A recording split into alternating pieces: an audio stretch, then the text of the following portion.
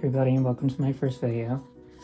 I am a newer artist, and I say newer even though I've been doing art for about 2 years now.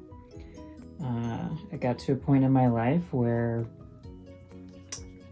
I didn't think I could ever draw, but I liked telling stories, and I wanted to be able to make my stories visual stories, comics or graphic novels or something like that.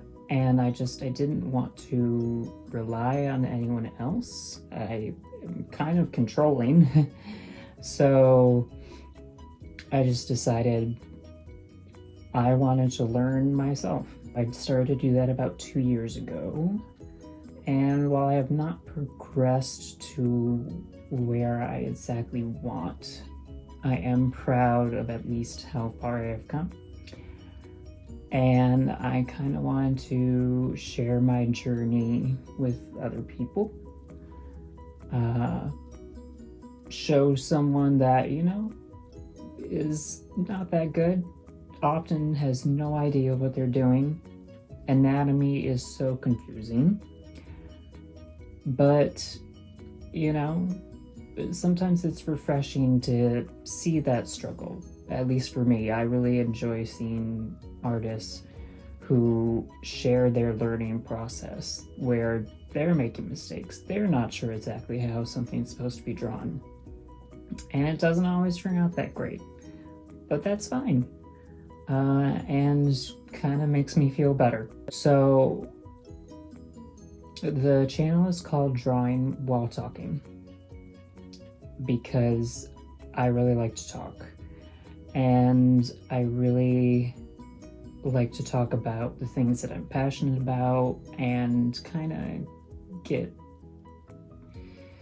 into the nitty-gritty details, like go beyond just like, oh, I liked this TV show, or I liked this book. I really like to analyze the book, analyze the movie, analyze the TV show, discover their themes that are connected through the different characters and the different story threads.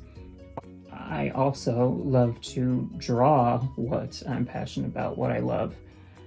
And so I decided to put the two things together, that I could draw while talking, so I like to, here, I have a book cover, put that in quotation marks, that I'm working on here. I read a Star Trek The Next Generation book. I really liked the book, so I decided I wanted to kind of make my own cover for the book. So I thought at some point I could more talk about my thoughts on the book and my thoughts on what I decided to do here, my thought process behind this. What I want to start with today is kind of more show the entire process of another one. So again, Star Trek The Next Generation. I'm a big Star Trek fan, you'll find that out. There's an episode called The Royale, where several members of the crew go down to this desolate planet and find old Las Vegas style casino. A lot of people don't like that episode, but I really do. I think it's really fun, and it's, I think, the first time that Data gets interested in gambling and things like poker. I don't think he actually plays poker in the episode. He plays blackjack and whatever this one is, the rolling of the dice thing. But for this episode, so I decided I wanted to create kind of, like this one. I kind of wanted to create my own poster, or at least just a little art piece on this page. I had this cute little Artex sketchbook here. You can't really tell, but there's like a little mushroom and a little bunny here. They really like bunnies, and I really like bunnies. I think anything My mom is an artist too. I say too, like I'm an artist. But she's an actual artist, and she uses like a lot of pastels, and she does a lot of landscapes and things. I'm not sure I could do landscapes. I think I would get bored. But she'll like show me a pastel painting that she's done, and I'll say, you know what it needs? A bunny. Like, I think bunnies make everything better. I think it would be cool to actually make a sticker set of bunnies. I have no idea how to do that. Again, I can barely draw to save my life. But I think trying, and I have no idea how to make stickers, but I think that would be cool to have like little bunny stickers for every occasion. That's a great idea. Bunnies for every occasion. A bunny for every occasion. Okay. I will have to try to remember that and do that. Usually I like to work with a much bigger, at least, sketchbook. I like to have a lot of space on the page to be able to explore, get as much paper as I can. Before I got these couple sketchbooks here, I was running low on my other sketchbooks, and basically just finding paper anywhere I could just to keep drawing. And it gets hard because, you know, a lot of times I want to add color to something, but I like to use alcohol markers, and they, you know, go through to the other side of the page, like as you can see here, the other side of the page. I'm kind of using that to my advantage, whereas I can do a sketch, or, you know, do an art piece on one side of the page, and then there's this other side over here. So I thought on the opposite side I can then use that as my planning for the next art piece. So as you can see here, I have I did a little sketch of Data. You know, he's wearing a cowboy hat in the Royale episode, and I just thought that was really fun. And so then I did a little thumbnail here. You know, so a thumbnail is basically, if you don't know, a thumbnail is basically a tiny little drawing that you do to plan out your bigger drawing, to get just, you know, the ideas down without, you know, having to actually try on a big piece of paper.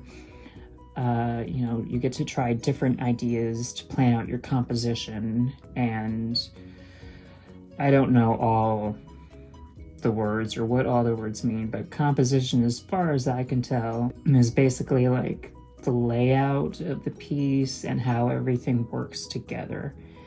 So I really liked this idea of Data throwing his dice at the craps table. You know, it's leaning forward. He's got his cowboy hat on, throwing his arm back. You've got the Royale symbol in the back. I don't know if that's the actual logo. I'll have to look that up. But you can see the revolving doors behind him. I really love that part in the episode that, you know, they beam down to this planet that the atmosphere is horribly toxic except for this tiny little bubble, and they beam down to this black space. There's no light except for in front of them they see these revolving doors, and I just really love that imagery. And then they step through those doors and they're in this casino, but then they can't escape. They try to go back through the revolving doors, and they just end up going around in a circle like you would as a kid in one of those things, just going around. But they were actually trapped.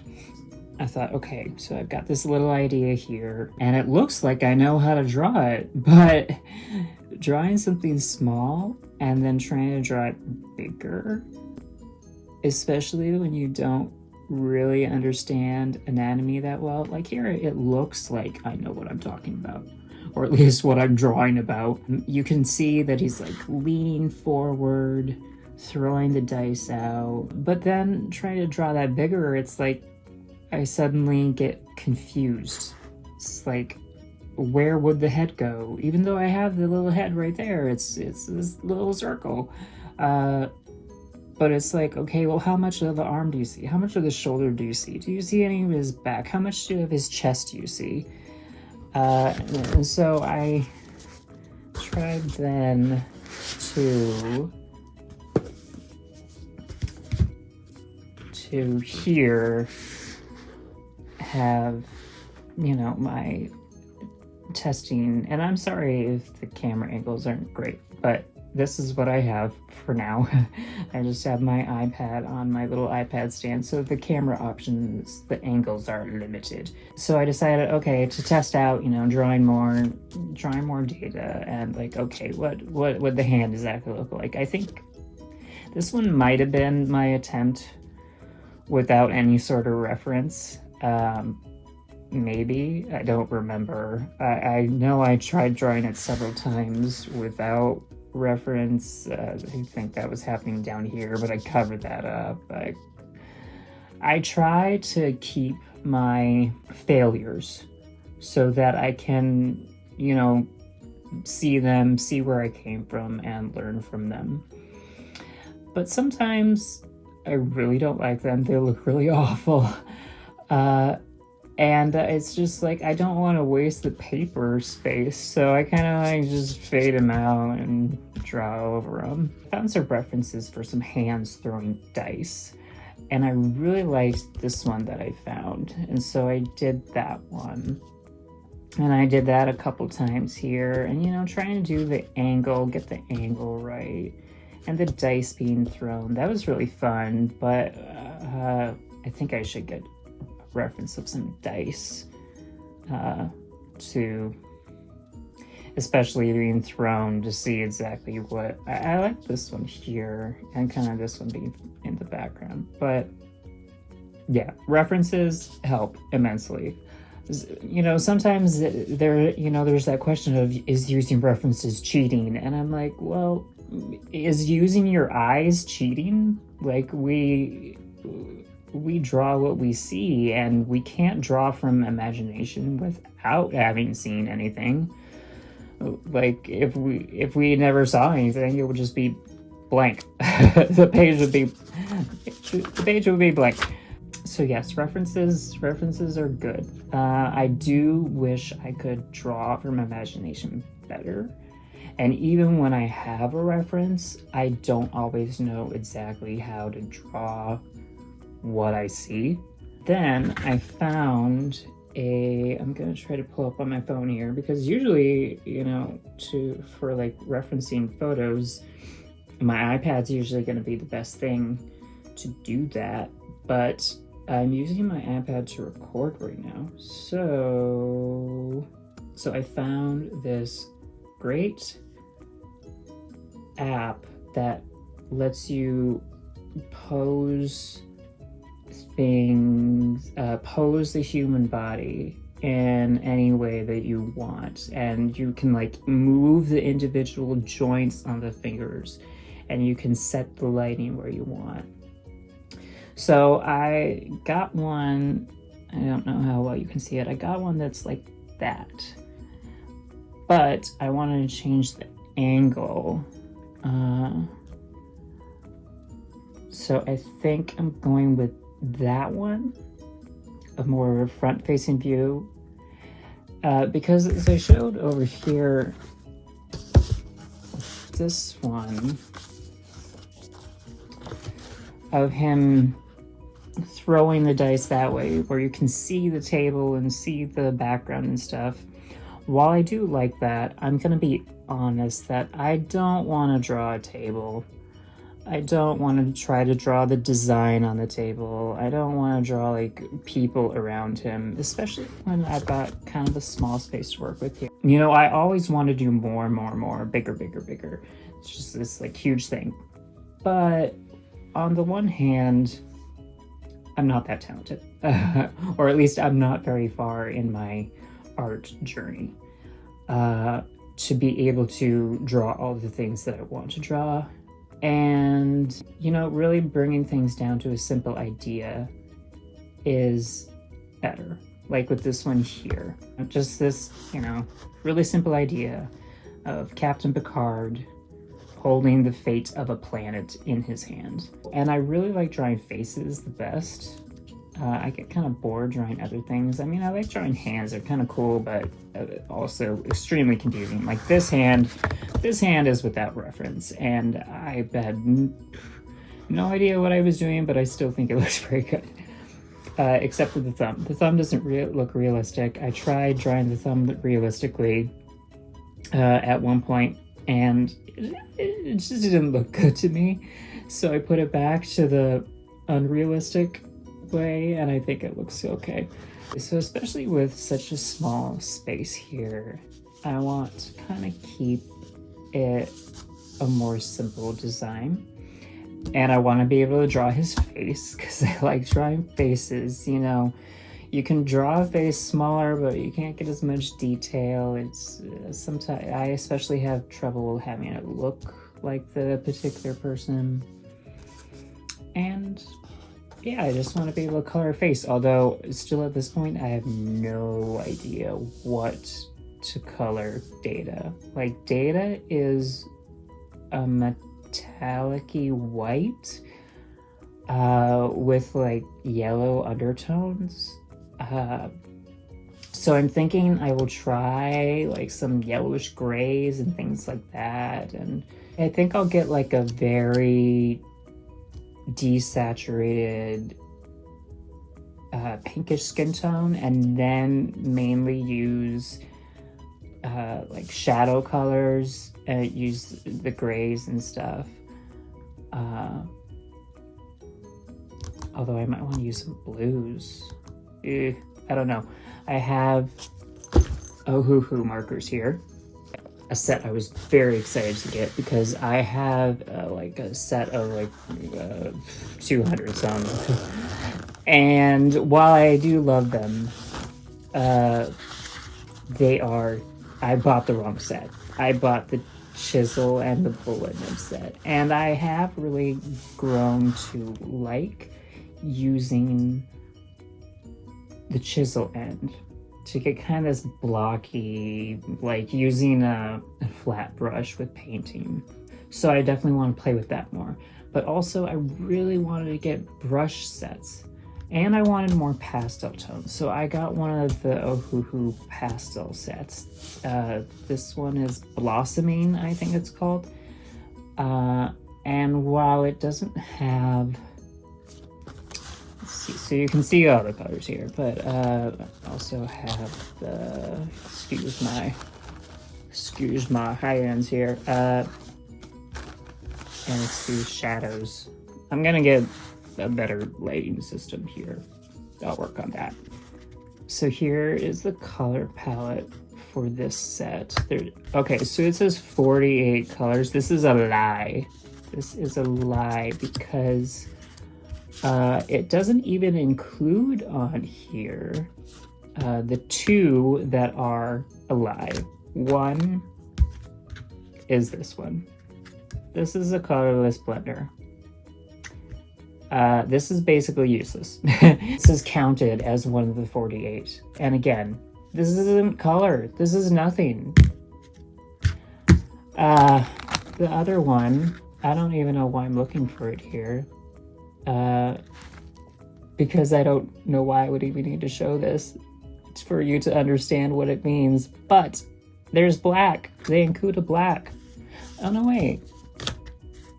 Is there a black in this set? I think there was one in, I got a skin tone set from, was it Artix? I think I got a skin tone set from Artix. Okay, I'm not seeing it in here now. I have no idea why I'm not seeing it in here now. I don't even know if I ever told you who it was. Okay, so 48 colors, right? 1, 2, 3, 4, 5, 6, 7, 8, 9, 10, 11, 12, 13, 14, 15, 16, 17, 18, 19, 20, 21, 22, 23, 24, 25, 26, 27, 28, 29, 30, 31, 32, 33, 34, 35, 36, 37, 38, 39, 40, 41, 42, 43,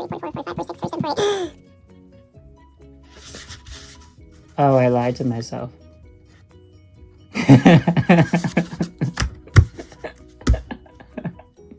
I just went on this huge, long tangent about that this is a lie. And this is actually an extra. This is not included in that. Okay, so it wasn't this set. Everyone ignore like the last 20 minutes. It was the Arctic set. The Arctic's skin tone set. Anyways, I don't even know how I got here. That's another thing with me. Remember, this channel is called Drawing While Talking? Well, so far it's just been the talking aspect, but I like to talk a lot. I get onto tangents, and frequently I don't know how I ended up where I was. I wanted to show... Okay, so I had that reference of wanting to do kind of that close-up shot of Data, doing that, but even more zoomed in. So even like maybe like here or something, so that I can draw the face, and I want to draw the hands because I really like the idea.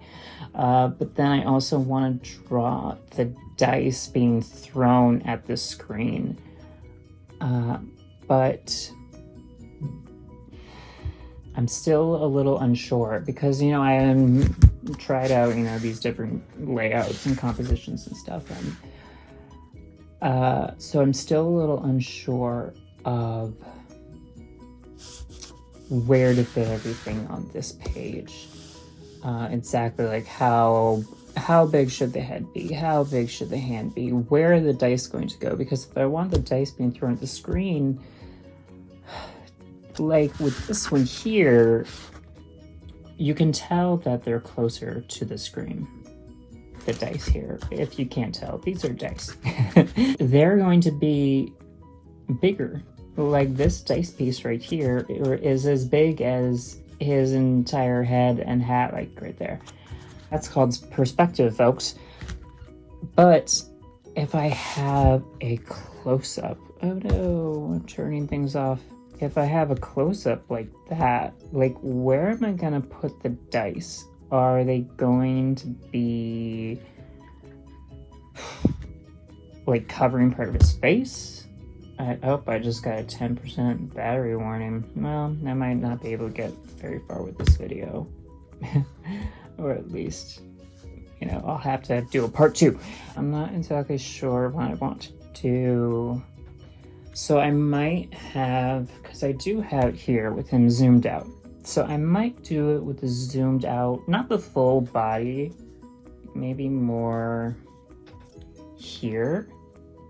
So you see some of his body. So you'll like to get to see his uniform and see the comm badge, and you know that will help be able to show, oh, this is Data, this is Starfleet. Like I was really worried about, I have trouble getting likenesses. I was really worried about getting the likeness for Captain Picard here, especially because one of his most prominent features of Patrick Stewart is his nose. So much so that when they were doing the movie Star Trek Nemesis, and there was, oh, what's that actor's name? Tom something. It's not Tom Holland. It's not Tom Felton, but it's Tom something. So the guy, he was playing Captain Picard's younger self, like a clone of him. And they actually made a prosthetic nose for him to wear that was, you know, a mold. I'm pretty sure it must have been a mold of Patrick Stewart's nose. So I was worried about getting his likeness here, especially since I struggle with eye placement. Like, I think I put eyes way too far apart. But I was really happy that I pretty sure, at least I think so, and someone I showed it to thought, oh yeah, that looks like him. He's got just this very distinctive brow. But with Data, you know, I kind of got Data here, but what really would help is showing part of his uniform, you know, showing that it's Starfleet uniform, showing the Starfleet insignia, the comm badge. So I think that would help to show some of the body. And I really like, you know, kind of this way that he's twisting around. So I think I will have it at least a little bit of the body, showing a little bit of the twisting. Maybe then with here I can put like the dice, you know, like around his like abdomen, like he's thrown them and they're coming at the camera, and so they're thrown, so they're around here. So they could be big, but not in front of anything else. I don't want them in front of anything else. I don't want them covering up the hand because I really want to show the hand. And I don't want them covering up the face because, again, I love faces. I want to draw the face. So I think that's what I'll do. I'm going to pause the video right here just so that I can charge my iPad and come back later and actually work on that. So I will either just restart the video later and, you know, put them together, and this will be a really long video for people to watch. That was my intent. Again, this is more of an introductory video and about intent. My initial intent was that I wanted to do just live streams, and I still want to do live streams. It's just, you know, showing this process, showing this whole thing, but I've been having a lot of trouble getting that to happen. So I've decided to just start with a recorded video, see how that goes, see if even the audio of this thing works well enough that you can hear me and understand me, and the lighting and everything. And again, this also offers me the opportunity to edit this down. I mean, again, part of me doesn't want to edit because, one, that's effort, that's work, and I'm allergic to effort.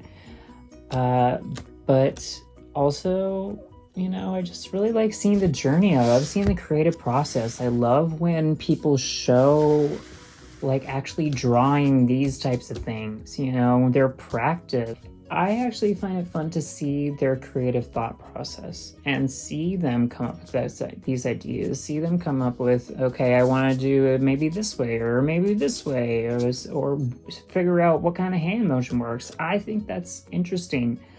I love seeing that process, so I hope others would as well. And also, it kind of goes with the idea of I love to talk. Now, actually, I have not tried talking and drawing at the same time. So this whole thing may be a bust, and maybe I will have to edit, maybe do voiceovers. I do not know. I want to do as little editing as possible because, again, editing is effort. I am going to stop here, and I will come back and I will work on this part later, and we'll see what this video becomes. For now, thank you for joining me, and I will talk to you in the next one. Bye.